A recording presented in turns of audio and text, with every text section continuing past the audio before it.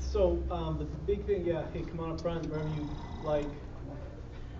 Please ask questions. It's really important to me. It lets me know that it helps me to kind of gear where I'm talking. It lets me know that you guys are learning, and it makes me feel more relaxed when it's more interactive that way. It's much more fun for all of us, I think, if we can communicate a lot more, because maybe you guys have something to teach me that I don't know. And we're going to start off, again, we've broken this down to 3 segments, like my pal over there, Peter, said. So we're going to start off with chipping. So this is the steel one you said we're going to start off with, or we can start off with winter camo. It doesn't matter. Oh, my bad. No, we can do it. Okay, then, cool. Fine. We're going to do that. Okay, so first of all, I'm going to give you kind of a quick presentation of what we're going to do. I'm going to go kill these lights real quick. Okay. You got it? No. All right. Okay, I kind of just want to show you what we're going to do step by step very quickly before we actually get on to the hands-on part of it. So to get into this here, here's basically the model that we're going to use for the winter camo. We got the base coat on and the camouflage. I've used acrylic paints, and I've given it a coat of Tamaya clear to give it a nice satin finish. Do you thin the clear? Yes, I do. Good question. I usually thin it. You don't have to thin the clear as much as the other Tamaya paints. I thin it about half and half with lacquer thinner, half clear. Yeah, good question. With this thinner here? Yes, that stuff there. Okay. I just recommend that you wear, have good, as you know, but have a good ventilated room and wear a particle mask or something. Hey, come on in. Thank you. Okay, what we're going to do is I use basically hairspray right out of the bottle. So we're going to throw a coat of hairspray on the subject. You should put you should put about 3 good coats on there. More than that, you could have problems with the paint cracking and then spray over it. Not enough, and it might not work so loosely. So you got to kind of practice a little bit, okay? Pete? What we're going to do is we're going to airbrush it with a coat of white, and then after we're going to take this modified brush here, we're going to chip the white down, getting that effect there that we're all familiar with by now, I'm sure. Okay? One more? Hey, Adam, I'm sorry. Yes. So when you spray paint the white, yes. You thin that with lacquer thinner or water, or? You can thin it with lacquer thinner. Usually I thin it with water. I found with the water, for some reason, although it's more difficult to airbrush, it's a little easier. I get a little more control of the chipping, where with the lacquer thinner, it's vice versa. It's a little easy. Yes, one more. I'm sorry, go ahead. All right, let me finish this. Yeah. I'll get to your grit. But I found with the lacquer thinner, you can airbrush it easier, but it's not quite as easy as I get bigger chunks with it and stuff, and it doesn't seem to dry as as flat on the surface. Yes, is that answer your question? Yeah. Okay, thank you, sir. Actually, it was to that question. Okay. I tried this technique for the first time last year. Sure. And I was scared senseless of sure. messing it up. So I went and bought some cheap card models. Yeah. And practiced on them. And I found out that using the lacquer thinner, I almost couldn't chip at all. Okay. The water would just bead up on the paint and not penetrate. Well, how much you mix it, how thick you apply that coat of white will also make a difference too, which I'll show you guys as we go through. But again, with the water, you're gonna have to keep cleaning your brush. You have to keep cleaning the brush. But overall, it's a little bit more complicated, but it's easier to control when you chip it.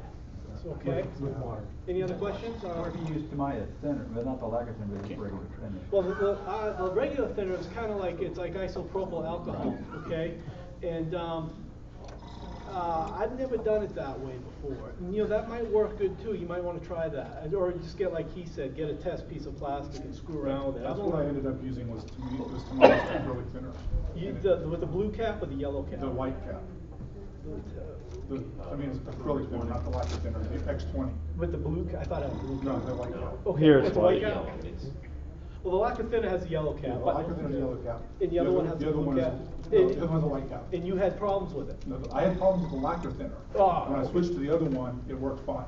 Okay, well, there you go. Maybe that would work fine. Come on up. There's a bunch of seats over here, guys. Get all close here. And I think the reason you ran to for that is the lacquer thinner, it's not technically what it does, but more dissolves the paint, where that other one's more alcohol related, so it doesn't really dissolve the paint, so it leaves it more of a powder, so it'll come off easier. And that might be some of the reason I'm getting some of the cracking sometimes. Maybe. Yeah. There we go.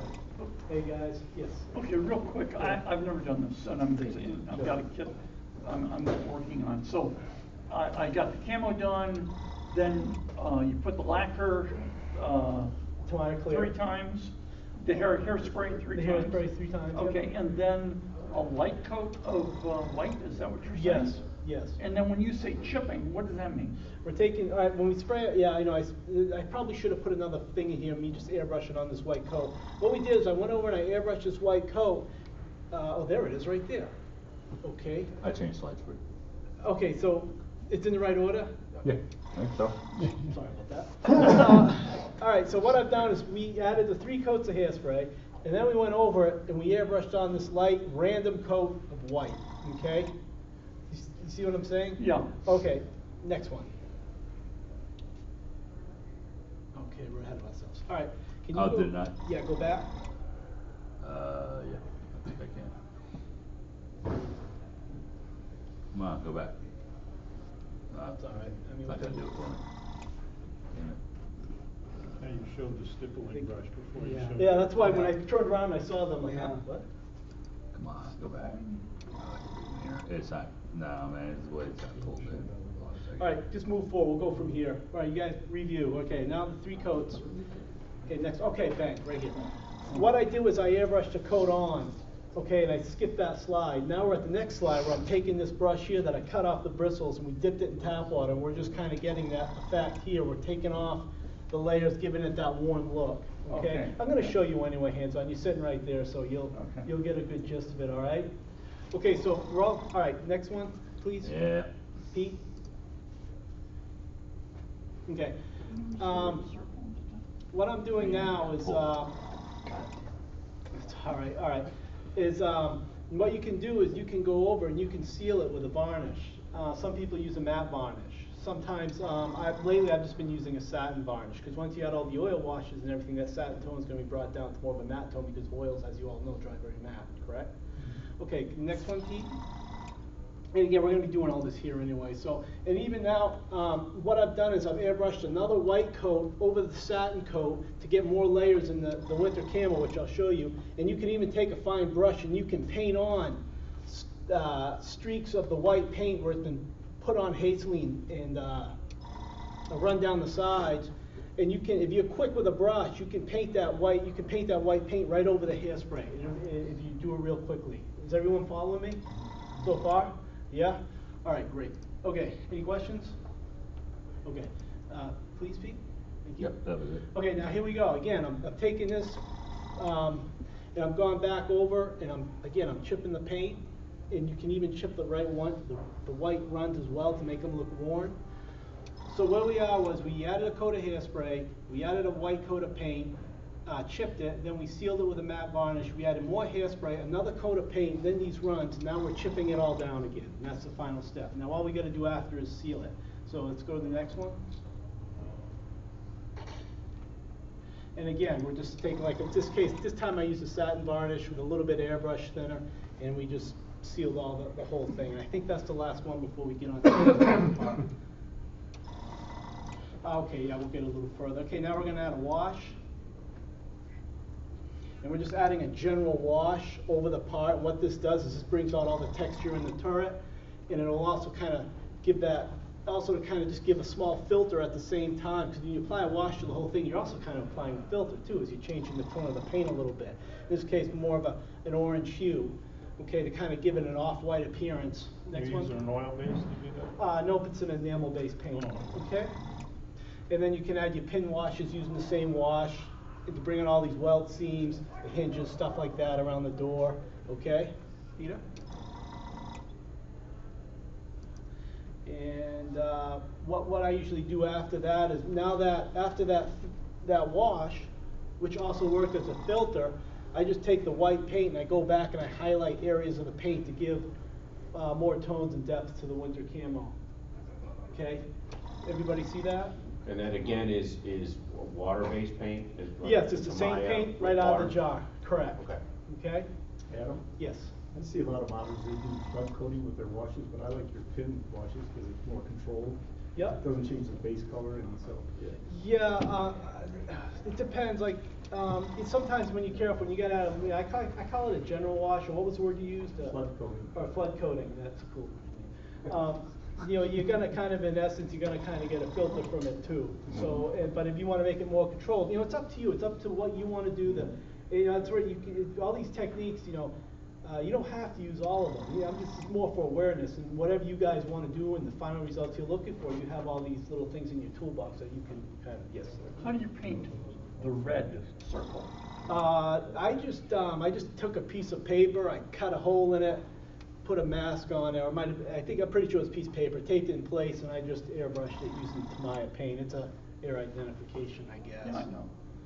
I think it is. Is that what it is? Yeah. All right. But just a piece of paint. It's not that difficult. Well, the only thing when you're doing stuff like this is you just got to make sure when you cut that circle in the paper, that paper's sitting real flat on the model, because if it's up at all, you're going to get a soft edge around there, as you know. So, but yeah, it's pretty simple. Okay? Yep. All right. Pete? Okay, and then these are just some earth effects, and I'll show you how to do all that shortly, to go over the winter effects a bit. And I think is this the last one? Or maybe I put in What something are these else. Wilder? What's that Wilder product? No, just some, yeah, don't worry about that too much. Shameless plug? No. Shameless plug. Yeah, well, can I ask you to go, forget, what you can do. Let's not do that again. No, yeah. Sorry. What you can do is, you know, you can brush on these enamels and let them dry, and then blend them with enamel thinner, and I'll show you guys how to do that too. Oh, cool. Yeah, it's easy stuff, and it dries pretty matte. It's good stuff. All right, next one. We're about halfway through. Here's another example, or about halfway through. Okay. Here's another example. You can brush on these earth paints. They're enamel earth tones. You can brush them around like this, let them dry for a second. Go to the next one, Pete. And you can see they're a little matte, sad when you put them on. And then you just blend them, and they give you a nice matte. Hey, Adam? Yes. I'm sorry. Yeah. Those are your products, I guess. That's that road clay stuff that you showed us earlier? Correct, yes. Does that have like a grain in it, or is it just paint? Well, it's got some fillers and stuff in it, sure, but it's basically a paint, It's just yeah. a paint. I mean, it just looks like it's got a little bit of sort of texture or pigment or something that Green. allows you to build it up does just a little slightly. bit, yeah. That's And, okay, I mean, that's we good. kind of, we kind of a nice. I'll show you how to use it. It's not too difficult. Yeah, I like it too. It took me it was a new product, and after we developed it, I had to learn how to use it a little bit. But you know, When you say brush around that area, Sure. you just said, are you thinning that at all? yeah, I'd use an enamel thinner. I'm just Enamel maybe thinner, okay. I'd ask him to go back, but you you saw how I brushed it around. I'm challenged. And, and then I took a regular enamel thinner and I just thinned it all out. I see. And it gives Okay. you a nice, it's fun to do. All right, B. And basically it is your overall, it's not the clearest picture, but you got a pretty matte, it's a quick, easy way of weathering. You always get a hint of metal though too, to me. Worn metal. Okay. Weathered. All right, what's next one? Sounds like a commercial kind of metal. Yeah, and then you can go over, once these dry, you can take darker earth tones and then mix them with like some gloss, like an enamel gloss, and you can mix them together and you can get all these nice little dark earth effects too.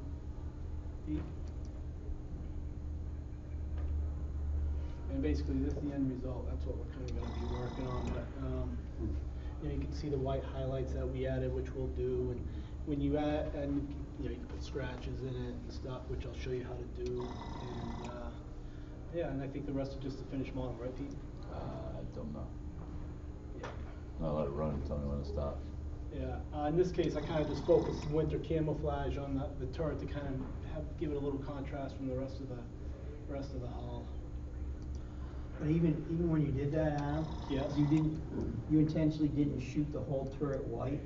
Yeah, I just sprayed it on just random to make it okay. look like it was a little, you know, worn down, like Yeah. winter camouflages do. They Yeah. make them from like a loam or something, correct? Right. I forget.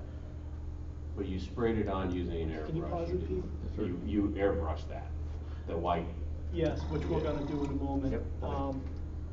Also, yeah, you can even see I can use like the snow, textured snow. It gives you, they'll use contrast to kind of stick out the toolbox from the rest of the fenders. Same around the top of the turret for contrast, cleaning up the top of the turret and the hull. Same up here and on the running gear. Hey guys.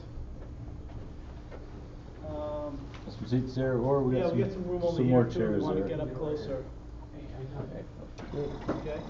Okay, Pete? Yep.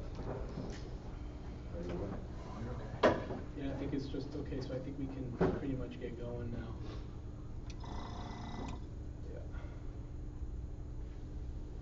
Yeah, and that's basically, I'll show you I'll show you a little bit on how to use this as well. All right, let's get going. Alright, hold on a second there. Let's start this bit. Okay, I'll grab the lights while you're doing that, okay? Yeah. Come on now, work with me. You wanna set up both?